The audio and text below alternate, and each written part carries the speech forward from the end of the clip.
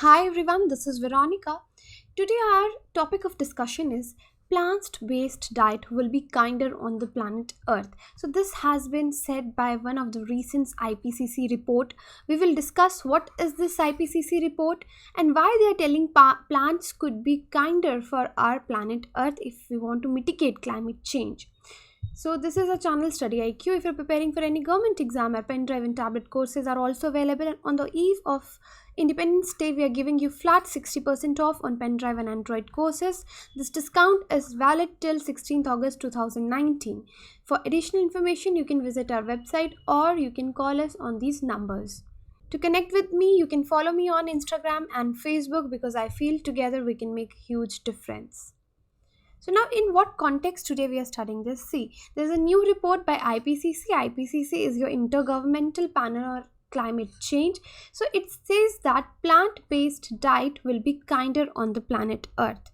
So before starting, because main focus of this lecture will be on this, that how and why plant-based diet is being pushed. But before that, we should know about this report in brief also. So see what is in this report. It basically presents the most recent evidence of how different uses of land like forest, agriculture and urbanization are actually affecting and getting affected by climate change. And in this report they have established a land climate link also, where the authors have said that land use and changes in land use has always been an integral part of conversation on climate change, because land acts both as a source and sink of carbon. So activities like agriculture, cattle rearing, etc. are major source of methane and nitrous oxide, as you can see here,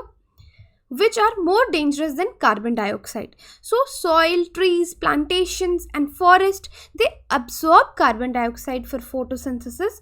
Thus they reduce the overall carbon dioxide content in the atmosphere. So this is the reason why large scale land use changes include your different land use patterns also, like in forestry, agricultural, industries, and then you can see impact of greenhouse gases also, and other land use changes, negative ones like deforestation, urbanization or change in cropping pattern. They have different impact on overall emissions of the greenhouse gases. So this report basically talks about contribution of land related activities to global warming. So now let's come to why there is a need now to rethink the global land use. So it is because the fight to lower the green gas emissions and mitigation of climate change impact, it rests on rethinking. We need to reconsider all these processes.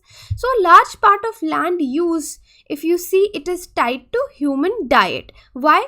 From pastures to grazings, of meat animals to agriculture. This IPCC report says plant-based diet will be kinder on planet than a meat-based diet.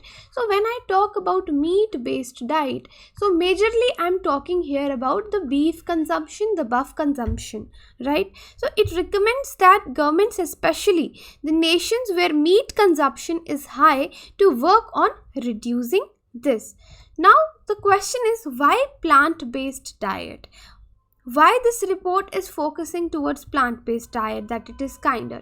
See, if we talk about land use and management, it includes your agriculture, it includes deforestation, which contribute almost a quarter of greenhouse gas emissions.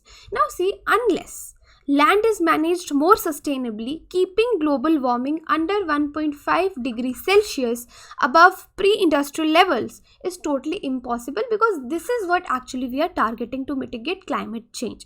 So deforestation for pastures to graze cattle, and in fact cattle themselves are emission intensive and they produce large amounts of methane.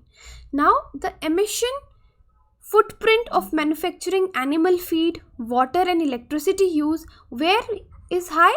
In your raising and slaughtering of meat animals, and then you have to process also. Packaging is there also, which is involved, and it involves lot of electricity and water, and to maintain these animals you need lot of animal feed also. So the high means significant amount of carbon footprint and emission footprint comes from here. That is why this report says plant-based diet present major opportunities for adaptation.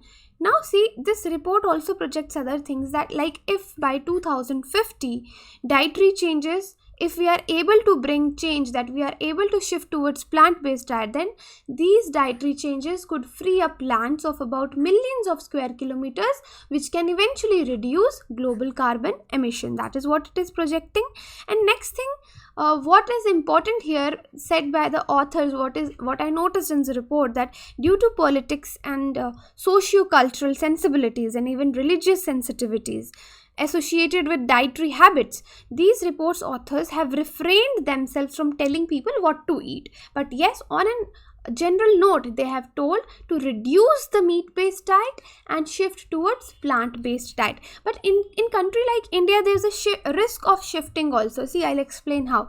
In our country, there is rice. Rice is a staple food. So if we push towards plant-based diet, it could result in more demand of unsustainably produced rice. Why?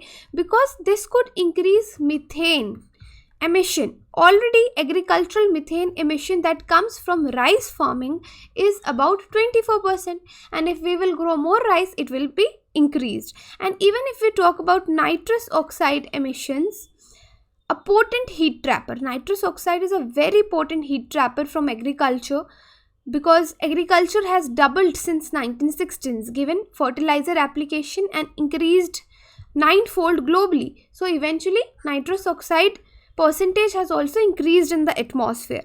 So besides research by different universities which also say that without reducing caloric intake significantly, simply changing to plant-based diet will increase greenhouse gas emissions and energy water use. So definitely here we have to reduce caloric intake significantly, and we have to see the impact of what we are growing on environment also. But now in the end, I want to tell you we have very less time to act. Why the window to act on sustainable land use is narrowing fast, and what could be done, I will explain you here. See, human use has already affected around 60 to 85% of forest and 70 to 90% of other natural systems. Now, what are the carbon sinks which absorb the carbon dioxide? These are the soil, land and forest, which are major carbon sinks. But with manifest climate change effects, and you are seeing desertification, degradation of land, it is becoming an ever-growing threat, and humans are responding with even more unsustainable use. Therefore, this IPCC reports, it calls for stepping up efforts to keep the land productive. So this is important, to keep the land productive while enhancing the carbon absorbing capacity, while enhancing your sources of carbon sink. So carefully calibrated, they have said that we should go for plant-based diet. That could be one way to do so. Obviously, this is not everything that will stop the greenhouse gas emissions, but yes, this is one way to go for. Rest, there are many others also. Other than that, you can comment me how plant-based diet can help us to mitigate the climate change. So here I will talk little bit about the IPCC. See, IPCC was established by United Nations Environment Program and WMO, World Meteorological Organization, 1988.